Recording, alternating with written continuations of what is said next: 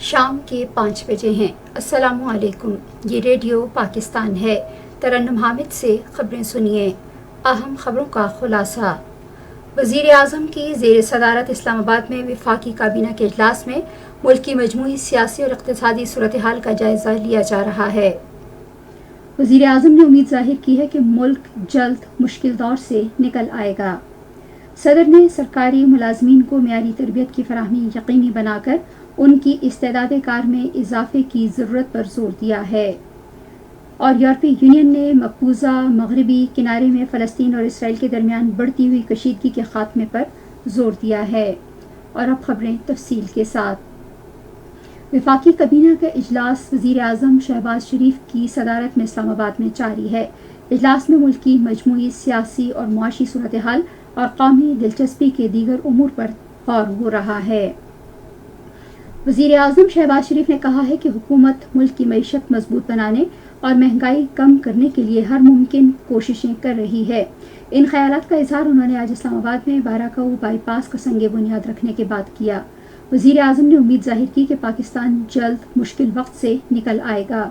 انہوں نے national logistic cell کو ہدایت کی کہ وہ باراکاؤ بائی پاس کے منصوبے کو اس سے پہلے مقرر کردہ 4 ماہ کی مدت کے بجائے 3 ماہ کے اندر مکمل کرے۔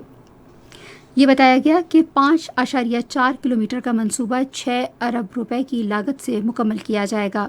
وزیر اعظم نے کہا کہ اس منصوبے سے راولپنڈی اور اسلام آباد کے عوام اور پورے پاکستان کے سیاحوں کو سہولت میسر آئے گی۔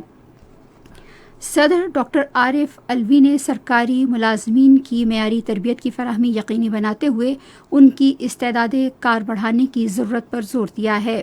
وہ آج اسلام آباد میں national school of public policy کے بورڈ آف گورنرز کے اجلاس کی صدارت کر رہے تھے۔ انہوں نے کہا کہ سرکاری ملازمین کی استعداد کار میں اضافہ انہیں حکومت کو درپیش چیلنجز سے نمٹنے کے قابل بنائے گا۔ صدر نے national school of public policy پر زور دیا کہ مصنوعی ذہانت کو مربوط بنانے اور تربیتی مراحل اور قواعد و ضوابط میں آن لائن طریقوں کا استعمال کرے۔ عارف علوی نے خصوصی اور تکنیکی شعبوں میں بہتر خدمات کی فراہمی کے لیے سرکاری افسروں کو درکار مخصوص اور متعلقہ شعبے سے متعلق مہارتیں سکھانے کے مختصر مدت کے تربیتی کورس شروع کرنے پر زور دیا۔ اجلاس کے دوران national school of public policy کے بورڈ آف گورنر کے وائس چیئرمین، منصوبہ بندی، ترقی اور خصوصی اقدامات کے وزیر احسن اقبال نے بیوروکریسی کی جانب سے فراہم کردہ اجتماعی خدمات کی بہتری کی ضرورت پر زور دیا۔ سینٹ کو آج بتایا گیا کہ پی آئی اے میں بہتری لانے کے لیے ایک جامع کاروباری منصوبہ تیار کیا گیا ہے۔ ہوابازی کے وزیر خواجہ سعد رفیق نے وقفہ سوالات کے دوران ایوان کو بتایا کہ قومی فضائی کمپنی کی آمدن بڑھانے کے لیے اقدامات کیے گئے ہیں۔ انہوں نے کہا کہ حال ہی میں پی آئی اے میں 3 جہاز شامل کیے گئے ہیں، جبکہ مزید 1 جہاز جلد شامل کیا جائے گا۔ وفاقی وزیر نے کہا کہ سابق وزیر ہوابازی کے ہمارے پائلٹوں سے متعلق غیر ذمہ دارانہ بیان کی وجہ سے ایئر لائن کو سالانہ 35 سے 40 ارب روپے کا نقصان ہو رہا ہے۔ انہوں نے کہا کہ برطانیہ اور یورپی ملکوں کے لیے پی آئی اے کی پروازوں کی بحالی کے لیے کوششیں جاری ہیں، جس سے مناسب آمدن حاصل ہونے کی توقع ہے۔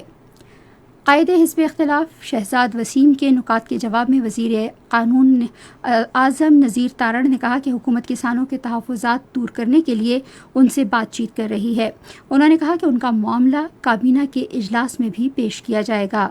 وزیر قانون نے کہا کہ اسلام آباد ہائی کورٹ نے مریم نواز کیس میں انصاف کیا ہے۔ انہوں نے کہا کہ عدلیہ آزاد ہے اور آزادانہ طریقے سے فیصلے کرتی ہے۔ ایوان کا اجلاس اب پیر کو 4 بجے سپہر تک ملتوی کر دیا گیا ہے۔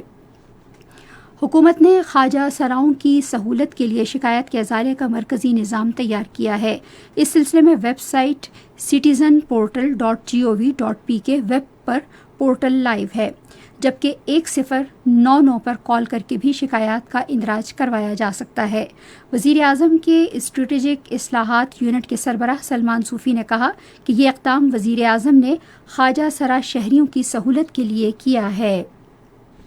یورپی یونین نے کہا ہے کہ وہ مقبوضہ مغربی کنارے میں فلسطینیوں اور اسرائیلیوں کے درمیان بڑھتی ہوئی کشیدگی کے خاتمے کے لیے کوششیں کر رہی ہے۔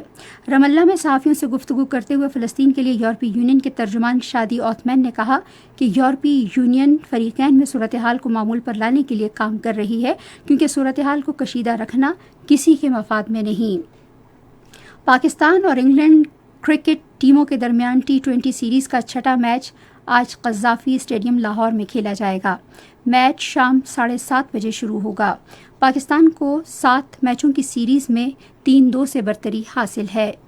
اسی کے ساتھ خبریں ختم ہوئی۔ مزید خبروں اور تجزیوں کے لیے آئیے ہماری ویب سائٹ پر radio.gov.pk اور فیس بک کے link radio Pakistan news official پر براہ راست ویڈیو اسٹریمنگ بھی ملاحظہ کیجیے۔